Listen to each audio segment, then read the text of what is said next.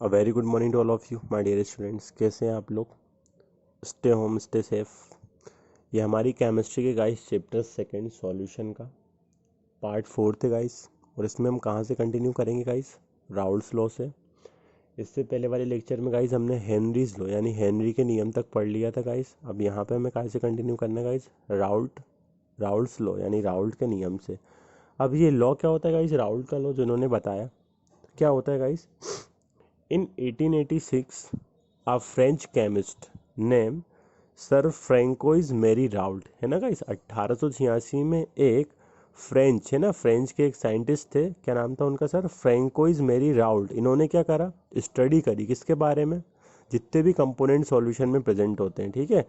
तो उन्होंने partial pressure और मोल फ्रैक्शन के बीच में क्या दिया गाइस? एक रिलेशन दिया, ठीक है। सॉल्यूशन में जो कंपोनेंट प्रेजेंट होते हैं उनका पार्शियल प्रेशर और उनके मोल फ्रैक्शन के बीच में एक रिलेशनशिप बताई और उसको प्रपोज करके अपना एक लॉ दिया गाइस। उसको हम क्या बोलते हैं? राउल्ट्स लॉ बोलते हैं, राउल्ट का नियम बोलते हैं ना। तो क्या होता है गाइस?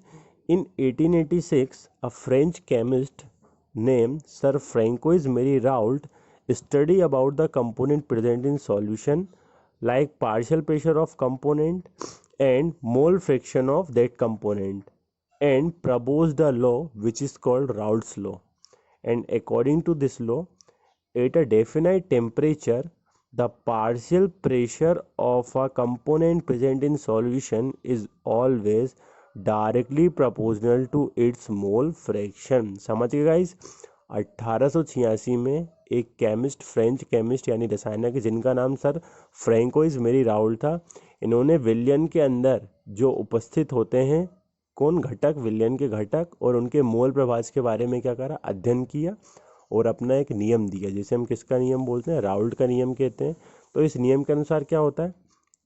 निश्चित ताप पर किसी विलयन के किसी भी वाष्पशील अवयव का आंशिक दाब उसके मोल प्रभाज के समानुपाती होता है गाइस। समझ गया? बस छोटी सी बात बताई इन्होंने कि निश्चित ताप पर किसी विलयन के किसी भी अवयव का आंशिक दाब, वाष्प दाब, किसी भी विलयन का जो आंशिक वाष्प दाब होगा, पार्शियल वेपर प्रेशर होगा, वो डायरेक्टली प्रोपोर्शनल होगा किसके?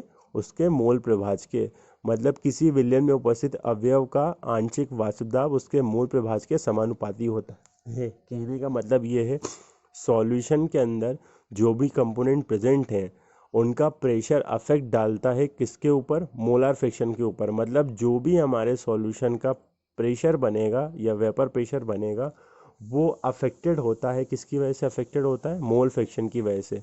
मोल फ्रैक्शन क्या होता है गाइस? मैंने आपको बताया था, the number of moles of solute present in solution or the ratio of total numbers of solid with the total component is known as mole fraction। तो हम जानते हैं हमें किसी का भी मोल फ्रैक्शन निकालना होता है तो हमने फॉर्मूला क्या पढ़ा गाइस? Na/Na+NB, ठीक है। उसके थ्रू हम क्या निकालते हैं? मोल फ्रैक्शन निकालते हैं। तो मोल फ्रैक्शन डायरेक्टली प्रोपोर्शनल है गाइस किसका? Partial vapour pressure of component present in solution. Solution के अंदर जो भी कंपोनेंट प्रेजेंट है, सॉल्यूट या सॉल्वेंट, उसके पार्शियल प्रेशर का। मतलब उन्होंने इनडायरेक्टली ये स्टडी करके बताया कि एक सॉल्यूशन का प्रेशर कम भी हो सकता है या ज़्यादा भी हो सकता है। कब? जब हम एक सॉल्यूट के अंदर उसको डिसॉल्व करें गाइस, तो वो क्या होता है? हमारा राउल्ट्स लॉ होता है गाइस, ठीक है। या इनडायरेक्टली मैं आपको एक प्रॉपर्टी बताता हूँ, relative lowering in vapour pressure. ये प्रॉपर्टी क्या बोलती है गाइस? कोलिगेटिव प्रॉपर्टी होती है हमारी सॉल्यूशन की। When a non volatile solute is added in a volatile solvent then its vapor pressure is decreases। this property is called relative lowering in vapor pressure। आपने doping सुना होगा guys, impurity मिलाना सुना होगा। तो अगर हम एक वोलेटाइल सॉल्वेंट में नॉन वोलेटाइल सॉल्यूट को ऐड कर दें, मान लीजिए किसी का प्रेशर अभी मान लीजिए 100 एटमॉस्फेरिक प्रेशर है, 100 वायुमंडलीय दाब है, उसमें आप लाके कोई सा सॉल्यूट घोल दो, कोई सी अशुद्धि मिला दो और उसका नेचर कैसा है? नॉन वोलेटाइल, वो अवाष्पशील विलय है। तो किसी वाष्पशील विलायक में, ठीक है, नॉन वोलेटाइल सॉल्यूट में किसी वाष्पशील विलायक में अवाष्पशील विलय मिला देने पर on adding volatile solute it's vapour pressure decrease, उसका वाष्प दाब कम हो जाता है। इसे वाष्प दाब में आपेक्षिक अवनमन कहते हैं, relative lowering in vapour pressure कहते हैं। और इसी के बारे में स्टडी करने के लिए राउल्ट ने अपने क्या दिया था? लॉ दिया था कि मोल फ्रैक्शन जो होता है कंपोनेंट का वो डायरेक्टली प्रोपोर्शनल होता है किसका? Partial vapour pressure of component present in solution, उसका। अब गाइस स्क्रीन पे भी यही डेफिनेशन दिख रही है आपको, क्या दिख रहा है? इन 1886 अ फ्रेंच केमिस्ट फ्रांसिस्को मेरी Raoult proposed a law. According to this law, the partial vapor pressure of a volatile component present in a solution is always directly proportional to the mole fraction of that component at a given temperature. तो given temperature पर partial vapour pressure of volatile component का, कोई भी component हमारे solution का volatile component का जो partial vapour pressure होगा वो डायरेक्टली प्रोपोर्शनल होगा किसके, जो भी मोल फ्रैक्शन है उसके. तो let us consider inside a solution of liquid A and B. हमने मान लिया कोई बाइनरी सॉल्यूशन है. बाइनरी सॉल्यूशन जानते हो ना गाइस, जिसमें सॉल्यूट होता है और सॉल्वेंट होता है, दो ही कंपोनेंट होते हैं. ठीक है, हमने मान लिया तो क्या करा, कंसीडर हमारा एक सॉल्यूशन है, उसके दो कंपोनेंट है ए और बी. ठीक है, mole fraction of A equal to x है. जो हमारा हमने मान लिया ए क्या है, सॉल्वेंट है, तो उसका मोल फ्रैक्शन कितना होगा गाइस, एक्स से है. और mole fraction of B, B को हमने सॉल्यूट मान लिया, उसका मोल फ्रैक्शन कितना मान लिया, एक्स बी. ठीक है, तो हमने मान लिया कोई विलयन ए और बी दो घटकों से मिलकर बना है, तो घटक ए का मोल प्रभाज एक्स है और घटक बी का मोल प्रभाज एक्स बी है गाइस.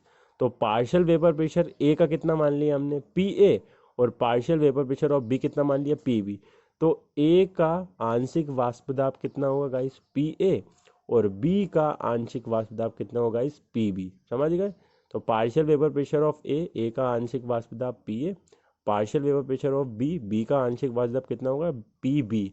तो राउल्ट का नियम क्या बोलता है, अकॉर्डिंग टू राउल्ट लॉ, किसी भी कंपोनेंट का पार्शियल वेपर प्रेशर होगा किसी भी घटक का आंशिक वाष्प दाब उसके मूल प्रभाज के समानुपाती होता है. तो मान लो मैं घटक ए का निकाल रहा हूँ, यानी किसका निकाल रहा हूँ, विलायक का, सॉल्वेंट का, तो उसका जो भी पार्शियल वेपर प्रेशर है कितना है, पी ए, तो वो डायरेक्टली प्रोपोर्शनल होगा जो भी उसका मोल फ्रैक्शन होगा. ए का मोल फ्रैक्शन क्या है, एक्स से, तो पी ए डायरेक्टली प्रोपोर्शनल होगा एक्स से के. तो मतलब ये क्या होगा, घटक ए का गाइस क्या, आंशिक वाष्प दाब समानुपाती हुआ किसके, एक्स से के, मतलब उसके मोल प्रभाज के.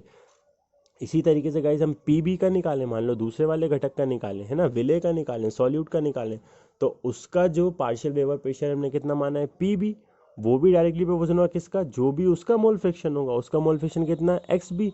तो पी बी डायरेक्टली प्रोपोर्शनल है एक्स बी के, तो पी बी का वैल्यू भी कितना जाएगा guys, P naught B upon x B. समझ गए गाइस. तो हम किसी का भी निकाल सकते हैं गाइस, सॉल्यूट का और सॉल्वेंट का. अब याद रखना, इसमें हम जब डायरेक्टली प्रोपोर्शनल का साइन हटाते हैं, तो अगर आप ए के लिए निकाल रहे हो तो आपको कांस्टेंट में पी नॉट ए मिलेगा, और बी के लिए निकाल रहे हो तो आपको कांस्टेंट में पी नॉट बी मिलेगा. पी नॉट ए मतलब पी की पावर 0 ए, और सॉल्यूट दूसरे के लिए निकालोगे कि पी की पावर 0 बी. तो ये क्या होता है, ये ए और बी के प्योर प्रेशर, प्योर स्टेट में वेपर प्रेशर होते हैं. ठीक है, P0 ए और P0 बी क्या होते हैं गाइस, प्योर स्टेट में वेपर प्रेशर होते हैं सॉल्यूट, सॉल्वेंट के और सॉल्यूट के गाइस. ठीक है, तो डायरेक्टली प्रोपोर्शनल का साइन हटता है तो क्या लग जाता है गाइस, क्या लग जाता है, प्योर प्रेशर का कांस्टेंट लग जाता है. P0 ए और P0 बी दोनों का ले लिखता है. ठीक है गाइस. अब क्या है, where P0 A and P0 B are the vapour pressure of A and B in pure state. समझिए गाइस, ये लिखा हुआ है. P0 ए P0 बी क्या है, प्योर स्टेट में, किसमें, शुद्ध अवस्था में ए और बी के क्या है गाइस, वाष्प दाब में, P0 ए और P0 B in a solution, solution के अंदर. The partial vapour pressure of a particular component at a given temperature is equal to the mole fraction of that component multiplied by vapour pressure when present in pure form.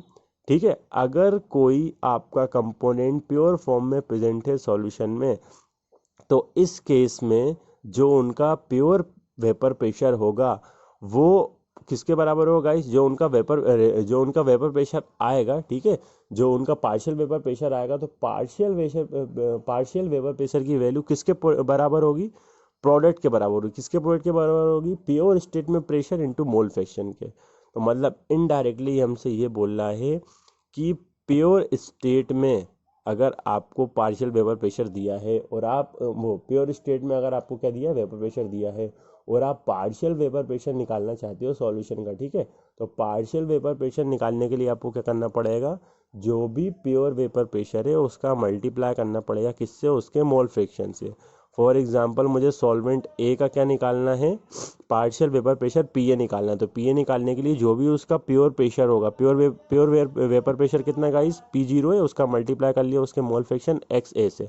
ऐसे ही मुझे P B यानी partial vapour pressure of solvent B का निकालना है.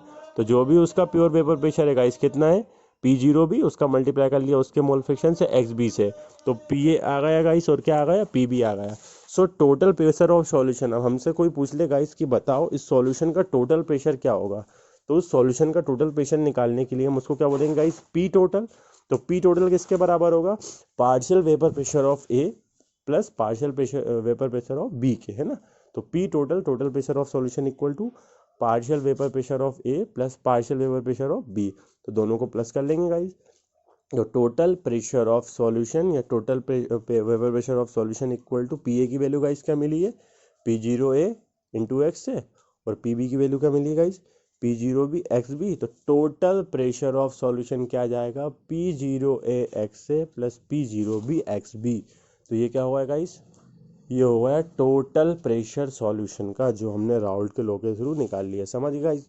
तो अगर किसी वोलेटाइल सॉल्वेंट में नॉन वोलेटाइल सॉल्यूट प्रेजेंट है, तो इस केस में हम राउल्ट का लॉ लगा के क्या निकालते हैं, उसका टोटल प्रेशर निकालते हैं सॉल्यूशन का, ठीक है गाइस। Thank you.